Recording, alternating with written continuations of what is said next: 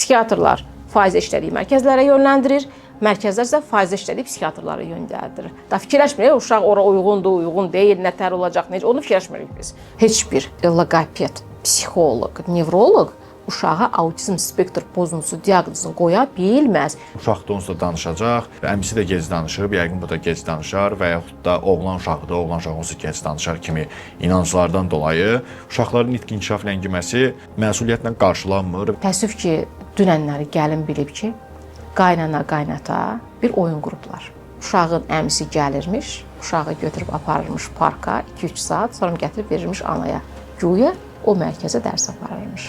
Kəkələməyə əsas səbəbləri nədir və kəkələmə genetikdir deyə bilərikmi?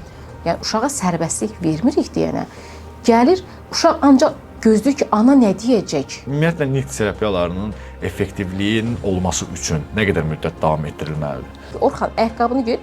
Orxan görüb ayaqqabını gətirib ver mənə. Uşağın 6 yaşı var. Evladlarımızı elə yetişdirməliyik ki, necə cəmiyyətə adaptasiya olunacaq. Cəmiyyət bizə adaptasiya olmur, biz cəmiyyətə adaptasiya oluruq.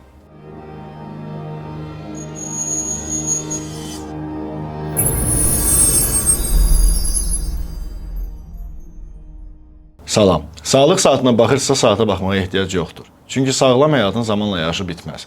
Biz də bu zamana sizin sağlamlığınız fonunda dəyər qatırıq. Sağlıq saatının bugünkü qonağı defektoloq loqoped Esmira Kəzmovadır.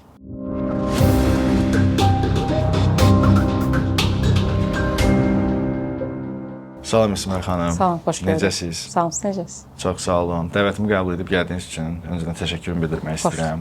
Ümid edirəm bugünkü söhbətimiz cəmiyyətimiz üçün kifayət qədər maarifləndirici və informativ olar. İlk olaraq onu soruşmaq istərdim ki, ümumiyyətlə valideyn və övlad arasında olan emosional bağlılıq uşağın nitq inkişafında özünü necə göstərir? Bu haqqda bir məşhur John Bowlby'nin məşhur bir teoriyası da var ki, attachment teoriya, yəni bağlılıq nəzəriyyəsi.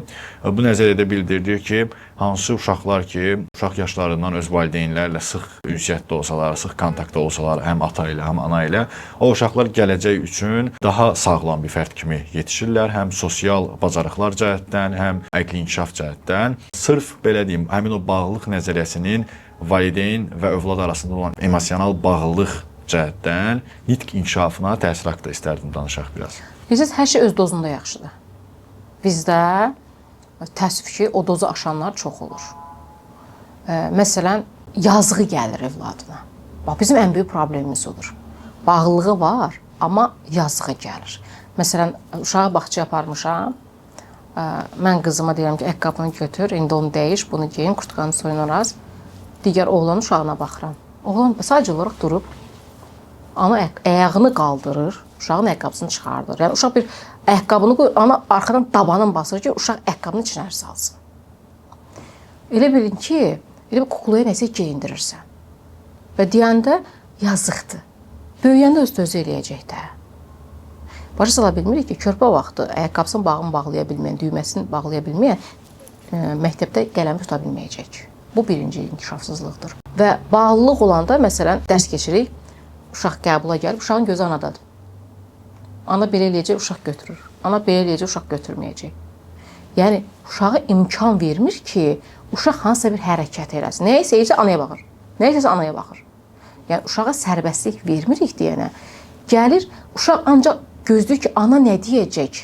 Mən onu təkrar eləyəcəm. Məsələn, deyir ki, anam deyir ki, pəncərəni bağla. Deyirəm ki, yemək yemək istəyirsən? Anam deyir ki, yemək yemişəm. Amma mən deyirəm ki, istəyirəm. Bu yoxdur bizdə. Və bu da gəlib uşaqda asıllıq yaradır və sosiallaşmada problem yaradır. Uşaq öz fikrini ifadə edə bilmir. Özün şəxsiyyət kimi görə bilmir. Yox, ancaq ananın kölgəsində görür. Və bizim ən böyük problemimiz də odur ki, xüsusi qayğı ehtiyacı olan uşaqların valideynlərin əksəriyyəti uşaqlarına yazığı gəlir. Və başa sala bilmirəm ki, həyat həmişə bizə marmalat verməyəcək, acı biber də verəcək. Çox gözəl bununla bağlı Ray və Okeani filmi var, Cənnətdə Okean filmidir. Orada atanı göstərir ki, ata xərçəkdən öləcək deyənə oğluna öz xadimə işini öyrədir. Çünki baxır ki, mən öləndən sonra bu uşağa kim baxacaq? Deyirəm, baxın, biz ancaq bir şey fikirləşməliyik ki, biz bugün varıq, sabah yoxuq. Hansı gəlin, hansı qayın sənin uşağına baxacaq? Sənin uşağın axı özünün sadə xidmət vərdişləri yoxdur axı. Məsələn, uşağa deyirsən ki, qaşığı götür, Bildiyiniz bax belə baxır. Deyirəm ki, oğlum ayaqqabını geyin. Bu yaxınlarda deyirəm ki, Orxan ayaqqabını geyin. Orxan görüm ayaqqabını gətirib ver mənə. Uşağın 6 yaşı var. Və uşaq mənə ayaqqabını ver ki, al geyindir mənə.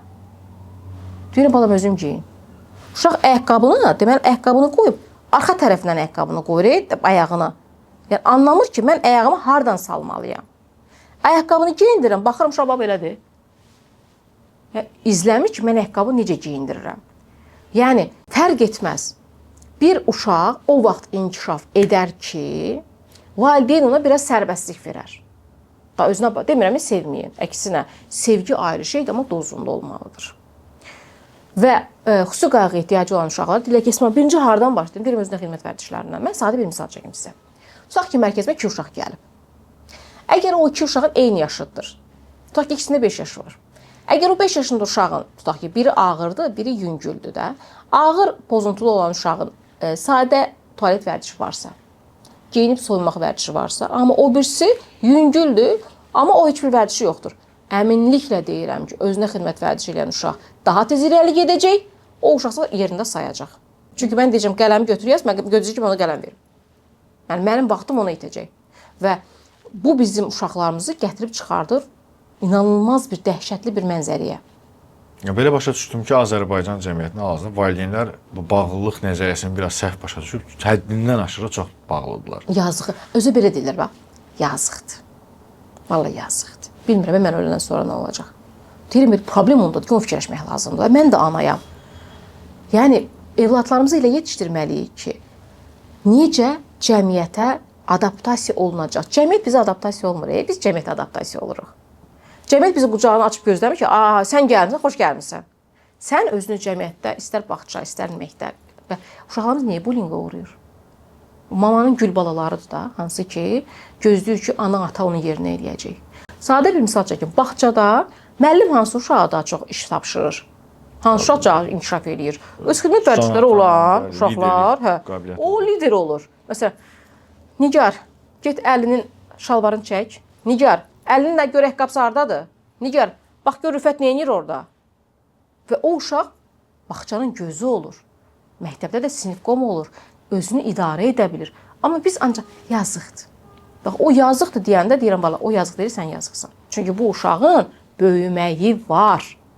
Biz təəssüf ki, onu tam yanlış edirik. İstər psixoloji inkişaf olsun, istər nitqi inkişaf olsun, istər sosiallaşma olsun, istər akademik bacarıq olsun. Altında özünə xidmət vərdişləri durur. Amma özünə xidmət vərdişlərində valideyn yazıqdır sözünü deyərək uşağı bədbəxt eləməməlidir. Bir də cəmiyyətimizdə bəzi stereotiplər var ki, bu stereotiplər səbəbindən valideynlər öz uşaqlarının nitq inkişaf ləngiməsini başqa digər səbəblərə bağlayırlar və bu daha da artıq problem irəlilədikcə artıq qarşısı alınmaz bir həddə çatır. Məsələn, uşaq da onsuz da danışacaq, əmisi də gec danışıb, yəqin bu da gec danışar və yaxud da oğlan uşaqdır, oğlan uşaq onsuz gec danışar kimi inanclardan dolayı uşaqların nitq inkişaf ləngiməsi məsuliyyətlə qarşılanmır və üstündən keçilir ki, əşi öyrənəcək, öz-özünə danışacaq. Bu kimi stereotiplər hansı risklər daşıyır? Ümumiyyətlə, belə hallarla tez-tez mi qarşılaşırsınız? Bu sözləri deyəndən ancaq yaşlı nəsildir. Gənc nəsil heç vaxt demir bu sözləri. Mən sadə bir misal çəkəcəm. Dünən bilmişəm bu söhbəti. Həqiqətən də deyirəm, görəsən, məni nə vaxt təəccübləndirməyəcək valideynlər. Deməli, valideyn deyir ki, Esma, mənim uşağım 6 ayda məşğələyə gedir. Amma uşağa baxıram ki, bu 6 aylıq məşğələyə gedən uşaqla heç bir əlaqəsi yoxdur və psixiatr tərəfindən spektr pozuntusu qoyulub oğlan uşağıdır. Stereotiplər maksimum dərəcə adına reaksiya vermir, ümumiyyətlə ver içim deyəndə stolun üstündə bir stəkan varsa onu sənə verməyəcək, o dərəcədə. Təəssüf ki, dünənləri gəlin bilib ki, qaynana, qaynata bir oyun qruplar. Uşaq 3 həftə ana aparıb mərkəzə, hansısa bir mərkəz adını çəkməyəcəm, 3 həftə ora aparıblar mərkəzə, 3 həftədən sonra uşağın əmisi gəlirmiş, uşağı götürüb aparırmış parka 2-3 saat, sonra gətirib verirmiş anaya. Güya o mərkəzə dərs aparırmış. Və bu minvalla tam 6 ay davam edib. 6 aydan sonra anası soruşur ki, müəllimə deyir, hə, narahat olma, müəlliməyə zəng gəlmə, mən özüm danışmışam. Hər şey yaxşıdır, narahat olma, özüm dərsə girdim, gördüm, əmi danışır, narahat eləmə müəlliməni. Bu da deyir ki, yəqin danışıb da, bununla hər dəfə gelib. 6 aydan sonra valideyn görür ki, yox, uşaqda inkişaf yoxdur. Zəng gəlib deyib ki, bəs mən mərkəzin rəhbəri ilə görüşmək istəyirəm. Baxın, bu 6 ayda əmisi deyir, hər şey yaxşıdır, gətir aparır. Deyir, xanım, sizin uşağınız cəmi 3 həftə gəlib bizim mərkəzə. Sonra deyirəm, nə olub ki, qaynana deyib ki, bu uşağın heç nəyi yoxdur. Gəlin uşağın üzərinə ad qoyur. Mənim bax, böyük oğlum da gec danışıb. Uşaqdır da, uşaq belə-belə eləyər də, nə var ki? Keyfi olanda cavab verir, keyfi olanda baxmır da. Hər şeyini ad qoyursunuz ki, mənim oğlumun pulu gedir. Və ona görə də uşaq, sən demə, 6 ayda parka gedirmiş, 2-3 saat orada əmisi oynadıb, uşağı gətirib verirmiş anıya. Və bu oyunun səbəbkarı qaynana qaynata olub ki, mənim böyük oğlum da 5 yaşında danışıb. Bu hələ uşağın 4 yaşı var. Nəticə etibarilə uşağa həkim aparıblar və həkim nəyi var danlayıb ki, uşaq spektrdan da, yəni ağır formadadır. Bax, bu tip edən valideynlər, əksəriyyəti valideynlər deyil. Məsələn, bu yaxınlar 3 yaş 6 aylıq bir qız gəlmişdi bizə. Uşaq həqiqətən də dediyi sözləri belə fərqində deyil. Valideyn də gətirib ki, mənim uşağım cümlə qurmur. Sözləri o qədər var və dediyi sözlərin əksəriyyəti də həm Azərbaycan, həm rus, həm də türk dilindədir. Yəni 3 dildə qarışdırır bu sözü. Və biz bildirdik ki, bu uşağın diqqət əksikliyi var. Həmçində müraciəti yaşları kimi anlamır. Sabah yenidən gətirin, biz fərdi şəkildə bir daha yoxlayıb ödəniş istəmirik. Sadəcə olaraq davamlı olaraq daha dəqiq dəyərləndirmək istəyirik. Qaynana zəng edib bizim mərkəzə bildirdi ki, siz mənim uşağım üzərinə ad qoyursunuz, dünəndən ana özünə gəlməyib, mənim uşağımın elə bir problemi yoxdur, xahiş edirəm, bizi narahat etməyin. Bax, budur. Və əksər hallarda, məsələn, o günlərdə bir diş həkimi gəlib, uşağın 5 yaşı var və uşağı göndərdik, uşaq spektr pozuntusunu aldı, diaqnozunu aldı. Çünki bilirsiniz ki, heç bir loqoped, psixoloq, nevroloq uşağa autizm spektr pozuntusu diaqnozunu qoya bilməz. Biz sadəcə olaraq şübhələnirik, yazırıq və sual qoyuruq. O sualı nida eləyən, nöqtə eləyən uşaq psixiatrıdır. Bizim ixtiyarımız yoxdur. Biz sadəcə şübhələndik, dedik ki, ürəyin hansı psixiatra istəyirsinizsə, gedin. Çünki bilirsiniz ki, bu sahəmiz təəssüf ki, çirkin bir biznesin içindəyik. Psixiatrlar faizə işlədiyi mərkəzlərə yönləndirir, mərkəzlər isə faizə işlədiyi psixiatrlara yönləndirir. Da fikirləşmirik, uşaq ora uyğundur, uyğun deyil, nətər olacaq, necə, onu fikirləşmirik biz. Biz gördük nə qədər faiz alar. Açıq danışacağım, 1-ci ayın bütövünü istəyirlər. Psixiatr deyir, 1-ci ayın bütövünü mənə göndərirsən. Həkim də mərkəz deyir ki, məndən başqa heç kəsə göndərmə, amandır. Mənə özü yazanda da yazarsan ki, 5 psixoloq, 4 loqopeddə maksimum yaz və valideyni qəşəng qorxud. Valideyn elə gəlir, bu boyda istəklə gəlir. Məsələ də ondadır ki, hal-hazırda yəni bu dövrdə ümumiyyətlə valideynlər də əslində başa düşmək olar ki, qınamıram. Bəlkə o qədər psixiatrik mərkəz, o qədər psixoloji mərkəz, nə istər loqopedik, istər elə uşaq psixiatrları olsun. Arada yanan valideyn olur, həmişə deyirəm. Yəni də sertifikatla falan işləyən yerlərdir. Arada yanan o valideyn olur. Yenə deyirəm, Allah heç kəsə evlad acısı verməsin. Hər dəfə deyirəm ki, bu valideynlərə biznes gözü ilə baxmayın. Bu valideyn axırıncı çörəyini gətirib verir sənə. Hətta bir valideyn desəz ki, böyrəyimi satım, gətirim, bu düzələcək, Allah haqqı eləyərəm. Yəni öz övladı. Axı evladdır, o da qorxur axı, mərkəzdən qorxur, psixiatrdan qorxur. Deyir, birdən eləməsəm görən nə olar? Kim istəyər evladında problem olsun? Heç kəs. Mən də anayam. Burada yanan həmişə valideyn olur. Burada heç vaxt valideyni mən günahlandırmıram. Günahlandırıram o mərkəzi və psixiatrı. Bu işbirliyi alverə girməyin də. Bu uşaqların həyatını məhv edirsiniz axı. Ona görə valideynlərə də deyirəm ki, probleminiz bilsiniz harda, araşdırmadan gedirsiniz. Məsələn, o gün bir valideyn var, mərkəzə gedib psixopedaqoqa. Mənə müraciət elədi, dedim ki, siz birinci soruşun görün psixopedaqoqun diplomu nədir? Çünki Azərbaycanda psixopedaqoq ixtisası yoxdur. Yoxdur da qardaş, bu elə bir şey yoxdur Azərbaycanda. Maksimum Gəncədə olub 1-2 il buraxıblar, ondan sonra olmayıb da. Mən özüm pedaqoqa, psixologiya fakültəsinin defektologiya şöbəsini bitirmişəm, düşünün. O fakültədən ibtidai müəllimə də çıxır, bağça müəllimə də çıxır, mən də çıxıram. Amma mən psixopedaqoq deyirəm, nə də onlar psixopedaqoq deyil ha. Fakültənin adı belə gedir. Valideyn gəlib tələb edib ki, diplomu verin mənə də. Diplom çıxıb tarix müəllimi. Nə olsun ki, bizim uşağımız, müəlliməmiz 2-3 ay gəlib sertifikat alıb. Sertifikat nə demək? 3 saat otursan sənə sertifikat etsə 5 manat. Sertifikat kim verir? Sertifikatı verənlər mərkəzlər olur da. Gedirsən 2-3 ay. Niyə? Çünki ucuz işçi qüvvəsidir. Miqdən keçməyənlər, iş tapmayanlar, evinə yaxın olmayanlar gəlir. Gəlirlər, daraşırlar cəmaatın övladının üstünə. Daraşırlar, 2 dənə sertifikatla, qardaş. Gəlirlər, dərsini keçirlər, saatına 15 manat, 20 manat pul alır. Hansı yaxşıdır? Bir var məktəbdə gedib işləyəsən, miqə girəsən, imtahan, əziyyət çəkəsən, 5 ildən bir. Bir də var ki, heç nə yoxdur axı burada. Sən heç kəs yoxlamır axı ki, sənin diplomun nədir? Məsələn, Türkiyədə qeyri-ixtisasçı mərkəzdə işləyirsə 30.000 TL bir 5 il bundan qabaq 30.000 TL cəzası var idi və mərkəz bağlanırdı. Bizdə yox. Bizdə tutaq ki, məsələn, ixtisasçı mənəm. Mən gəlib öz ixtisasıma uyğun pulumu istəyəcəm. Amma qeyri-ixtisasçı ki, Allah gəlir, nə versən bir. Niyə? Çünki o ixtisasçı deyil, dili qısadır. Dili qısa, gedir işləmir. Ondan sonra da 2-3 aydan sonra gedir evlərə, valideynlərə sərf edir, qışı pulunu qazanır. Valla bağ alan var, maşın alan var, villa alan var, şəxsən tanıyıram. Valideynlərlə ümumiyyətlə defektoloq loqopedlər arasında bildiyim qədər olsa müəyyən qədər anlaşılmazlıqlar olur. Ən çox da bu korreksiya planı və diaqnozlar barəsində ki, valideyn gəlir loqopedin yanına, özü diaqnozunu qoyur ki, uşaqda bu var. Görün siz nə edirsiniz kimi məsələlərlə qarşılaşırıq. Bu barədə ən sıx qarşılaşdığınız belə deyim problemlər sırf hansı mövzuya aiddir və ümumiyyətlə valideynlərlə ortaq məqsədə gəlməyi bacarırsınızmı? Həmişə deyirəm ki, bu prosesdə uşağı düşünmək lazımdır. İstər valideyn, istərsə mütəxəssis. Amma gəmidə oturub gəmiçinə vuruşmanın mənası yoxdur. Çünki valideynə deyirəm ki, baxın, hara gedirsə gedin, güvənin, araşdırın, sonra gedin. Çünki indiki zəmanə elə zəmanədir ki, araşdırmadan tak deyə getməyin mənası yoxdur. Bir araşdırın görün bu ixtisas nədir, diplomu nədir. O zaman güvənəcəksiniz. Amma təəssüf ki, bizim valideynlərin əksəriyyətində belə bir şey var.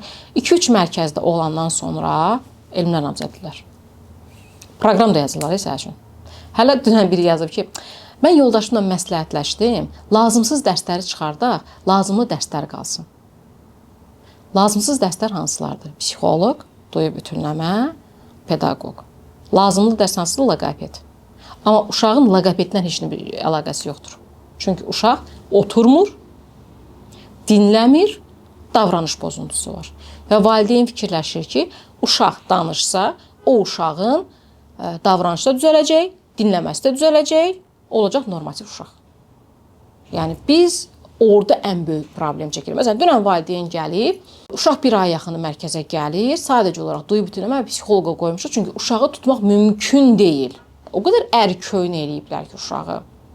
Və uşağın 5 dəqiqəsi oturması bizim üçün böyük bir şeydir. Və hər oyundan çıxırıq, hər oyunla oynatmağa çalışırıq, o tərəf, bu tərəf. İndi uşaq 5 dəqiqə otura bilir. İndi, o da yarım saatın 5 dəqiqəsini oturur. Valideyn döyən gəlib ki, əgər mənim uşağımı loqopedə salmasanız, mən uşağı mərkəzdən aparıram. Dedim, qardaş, qapıda sağda. Sizə yaxşı yox. Yəni, niyə biz mütəxəssisin işinə qarışıq? Siz həkimə gedəndə deyirsiniz ki, həkim başvadan o birinci dərmanı yazma, o lazım deyil. O bilən özüm alaram. Deyirsiniz o sözü, yox demirsiniz.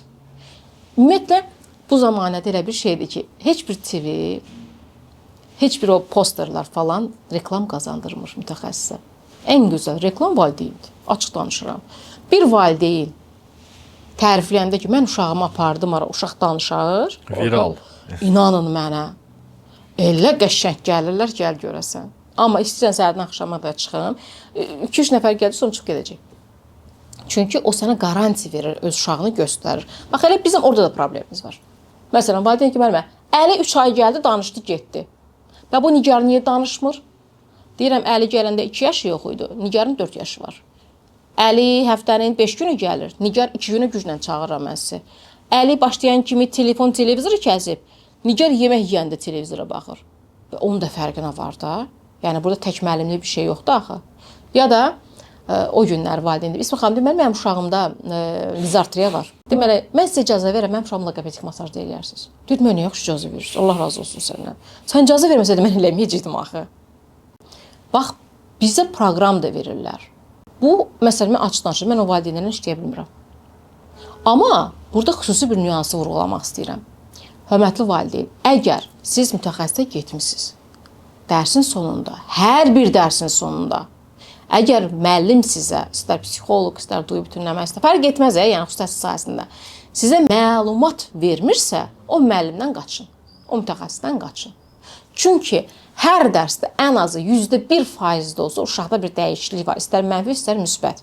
Və bir valideyn olaraq da sənin haqqındır ki, bunu tələb edəsən. Çünki sən uşağınla maraqlanırsan. Əgər vaxtı yoxdursa, ən azından səs göndərə bilər WhatsApp-a ki, məsələn, üzrlü sayını dərsdə gedirəm, amma mütləq sizə birazdan səs atacağam. Yəni, boşluq olmalı ki, səs atacağam. Ki, uşağınız bugün dərsdə özünü necə idarə edib, Bu valideynlə sənin aranda ən gözəl kommunikasiya yoludur və valideyn sənə güvənir. Çünki heç bir valideyn loqoped psixoloq deyil. Bizim borcumuzdur valideyni maarifləndirmək. Baxın, borcumuzdur deyirəm ha. Vəzifəmizi demirəm. Bizim borcumuzdur. Bayaq bildirdiniz ki, məsələn, valideynlər deyir ki, mənim uşağım 2 ay, 3 ay geçsin, kifayətdir. Valideynlər özü buna qərar vermək istəyirlər ki, mənim uşağıma 3 ay bəsdir. 53 ay gedir bax ona görə. 53 ay gedir, mənimki 3 ay getsə bəsdir. Biraz bu bəysə-bəs psixologiyası. Ümumiyyətlə nitq terapiyalarının effektivliyinin olması üçün nə qədər müddət davam etdirilməlidir? Birincisi bu asılıdır uşağın yaşından.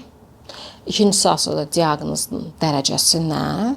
Məsələn, ola bilsin diaqnoz dizartriya qoyulub, amma ağır dərəcədə anartriya formasında o çətin məsələdir. Üçüncüsü asılıdır valideyn və mütəxəssisin işbirliyindən. Dördüncüsü asılıdır valideynin evdə uşağını dərsi təkrarlatmağından. Bu dördündən asılıdır. Hansısa bir zəncirdə problem yaşanarsa, effektivlik ölür. Bildiyim qədərilə ən çox elə bu zəncirdə problem yaranan hissə bir valideynin ümumiyyətlə öncədən diaqnozun müəyyən olunması üçün qarşı tərəfə verdiyi yanlış məlumatlardır. Biraz utancdan dolayı ki, mənim uşağımda yox, bu yoxdur. Sadəcə gəlir, məsələn, deyək ki, uşaqda 4 çatışmazlıq varsa, gəlir sadəcə birini sadalayır. Biz falçıyıq. Bir bu. Mütləq İki də. Məsələn, artıq nitq terapiyası, onsuz da uşaq gedir loqopedik mərkəzə, orada nitq terapiyasını görür. Mən nəyə lazımam? Bu axşam evə gəldikdən sonra artıq uşaqla maraqlanmır və bu da müəyyən qədər bayaq çünki bildirdik ki, son 4-cü olaraq ki, valideynin də evdə həmçinin sizin elə bil sizlə maksimum deyək ki, yanınıza gəldi 1 saat, 2 saat, 45 dəqiqə məsələ, amma bu adamın yəni 9 saat, 10 saat evdədir valideynlədir. Valideyn də müəyyən qədər məşğul olmalıdır. Burada əslində belə bir sual vermək istərdim ki, bu sualın elə bil cavabı nitq terapiyasının nə qədər davam etdiyini də bildirərsiniz. Ardınca da valideynlər evdə hansı üsullarla sırf məsələn sizin dediyiniz bu məşğələləri daha da dəstəkləyə bilərlər. Bax, biz açıq danışacağam. Deməli, bizim üçün valideynlər 3 qrupa bölünür. Evə tapşırıq söhbətindən. Əgər bir valideyn gəlib deyirsə ki, uşaq mənim sözümə qətiyyən qulaq asmır. Onun bir yolu var. Uşağın müəllim yanında edə biləcəyi ən sadə, məsələn, tapşırığı uşaq havada götürüb, buyun eləyir. Biz o tapşırığı evə veririk. Uşağın edə biləcəyini evə veririk ki, valideynə motivasiya olsun və uşaqla ünsiyyətə girə bilsin. İkincisi, o valideyn vardı ki, vallahi bəzən qulaq asır, bəzən qulaq asmır. Biz uşağın artıq yarı edə biləcəyi, məsələn, stəkanı qaldır, amma içə bilməyəcək. Amma ən azından stəkanı qaldıra bilir də. Valideynə o motivasiyanı vermək üçün ondan istifadə edir. amma valideyn ki, bu gün desən, bu gün uşağın mən nə dedimsə, güzgüyə baxmadı, nəsə tuta bilmədə. Deyirəm, hə, məsələn, dilini sağa sola gətirən, diqqəti fərqli yerlərdə axşam mərhələcə narahat olmayın. Allah haqqı 5 dənə loqopeddən qəşəng işləyir. Səhərsi gün görsən ki, dilini sağa sola elə yuxarı aşağı da eləyir. Valideyn uşağın dilini tapır. O demək deyil, vuraraq, döyərək, xeyr. Deyəsən, mən motivasiya tapmışam. Oğluma deyirəm ki, məsələn, güzgüyə bax, ana necə klon vəziyyəti, özümə burada çəkirəm. Uşağın da dilini tapıram da. Bu da ananın təsəvvürünün yüksəkliyindən irəli gəlir. Həmişə deyirəm ki, baxın, bir sinifdə 30 uşaq varsa, hansı uşaq əlaçı olur? Evdə maraqlanılan. Elə deyilmi? Biz də uşaq olmuşuq da. Hansı uşaqla evdə maraqlanılıbsa, valideyn sürəkli müntəzəm olaraq müəllimlə əlaqə saxlayırsa, verilən tapşırıqları evdə edirsə, o uşaqda inkişaf var. Ona görə də biz deyirik ki, bizdə təəssüf ki, müddət asılı dediyim o 4 etapdır. Amma dislaliya deyirik, səslərin doğru düzgün deyilişi. Orada səslərin deyilişində 3-4 ay çəkə bilir. Əgər burada funksional problem yoxdursa. Bu yaxınlarda bir uşağa bir müəllim, valideyn zəng edir ki, mən çox uzaqda qalıram. Xahiş edirəm, bir dənə loqopedə yönləndirin. Mən körpə uşaqlayıram, çıxa bilmirəm də. Ən azından uşağı evdə dəyərləndirin. Tamam, biz də bir nəfəri yönləndirdik. Və dedim ki, uşağın problemi nədir? Vallahi müəllimə, sadəcə səsləri doğru düzgün tələffüz edə bilmirik. Uşağa getdi evə, nə? Uşaq dişləyir. Uşaq oturmaq bacarığı yoxdur, ancaq yerdə sürünür. Otura bilir, hacıları oturmur stolun üstündə. Uşaq sözləri deyir, həqiqətən səs tələffüzündə problem var. Dedim, ay bacım, sənin uşağın o problemdir ki, o problemə qədər ediləsi bir şeylər var. Bu uşaq dinləməyi bacarmalıdır. Baxın, siz mənə qulaq asırsınız, görürsünüz, sonra dərk edirsiniz. Bu axı oturmur axı hələ. Təəssüf ki, valideynlərimiz eşidib də, məsələn, Nigar gedib rız səsini 3 aya düzəldib. Amma sizin oğlunuzda diqqət əksikliyi var. Sizin oğlunuz pedaqoji baxımsızdır. Ona görə də əlbəttə ki, bizim ilkin işimiz diqqət əksik və pedaqoji baxımsızlığı aradan qaldırıb, sonra səslər üzərində işləmək olacaq. Burada artıq korreksiya işi uzun çəkir. Əgər birli pozuntuldursa həllənmək olar. Əgər burada ikili pozuntulsa, yəni mürəkkəb pozuntudan söhbət gedirsə, yəni nitqin yanında başqaları da varsa, iş prosesi uzamır. O zaman başa düşdüyüm qədərilə bu alt meyarlar, sadaladığınız bu 4 meyardan asılıdır. Minimum, maksimum hansı aralıqda məsələn müəyyən olunur? Elə uşaq var 3 il laqepedə gəlir. Məsələn, Yəni, bunun standart bir müddəti yox. yox. Məsələn, məndə bir uşaq var. Uşaq ilk gələndə anası dedi ki, uşağın 3 yaş 6 ayında götürmüşdüm. Ana dedim ki, valla bir 6 ay yaxın işlədim, şurada səs ala bilmədim. A səsini deyə bilmir uşaq mənə.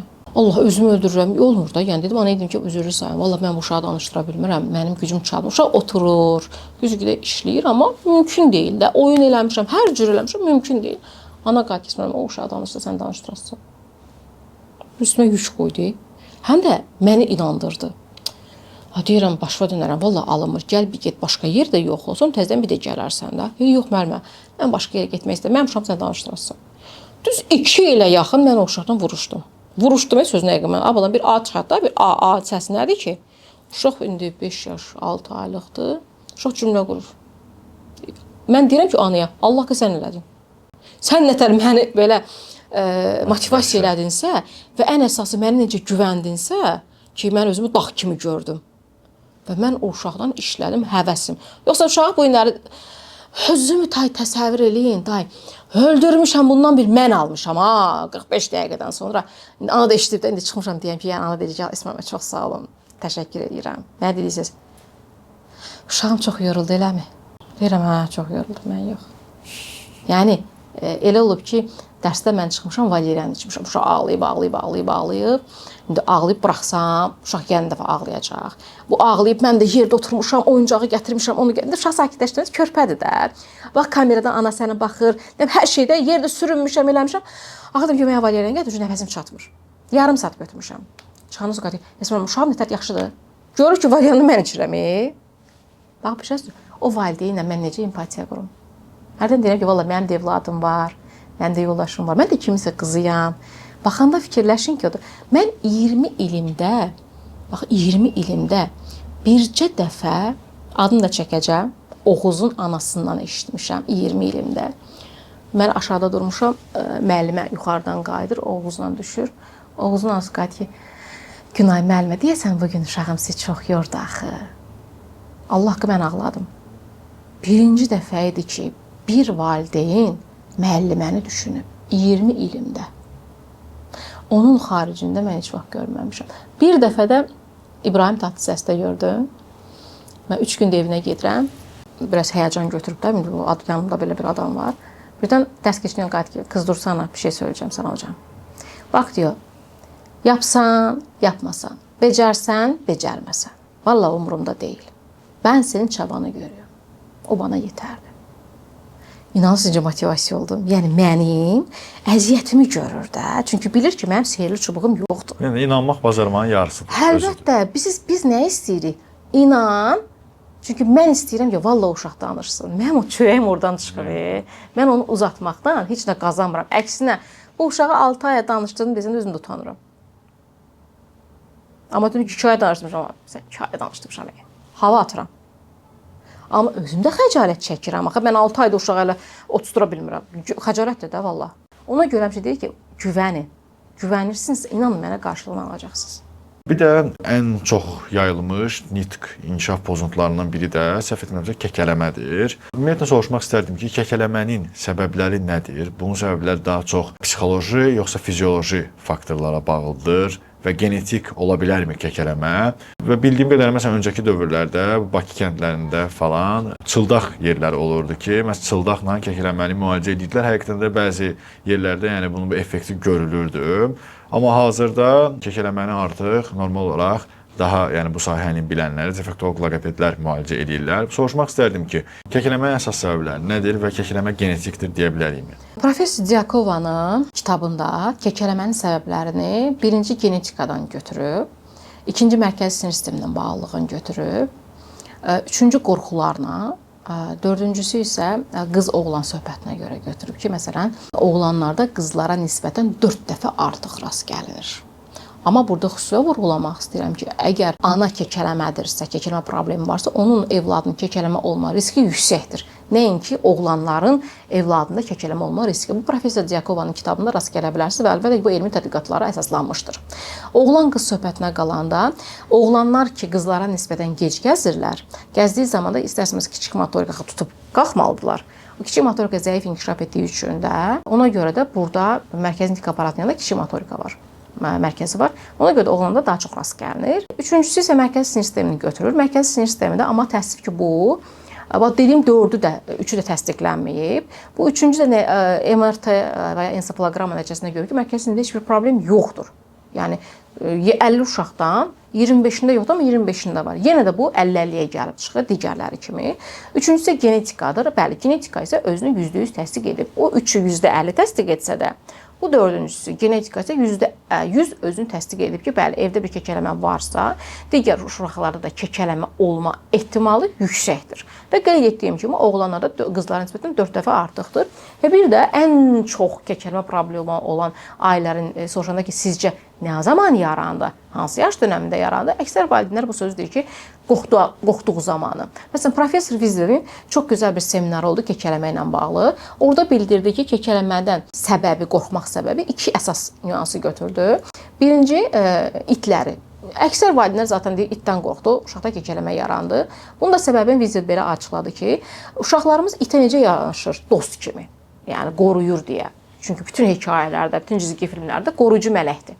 Amma hekayələrdə canavar hansı rolu oynayır? Pis rolu oynayır, əks rolu oynayır. Və birdən ikiyə o sevimli dost buna hürür və bunu dişləyir. Ani şəkildə onu canavara bənzədir. Və ondan qorxur. Bu normaldır. İkincisi isə, indi bəlkə edəcəm, çoxunu xətrinə deyəcəm, mənim sözüm deyil, Vizlerin sözüdür.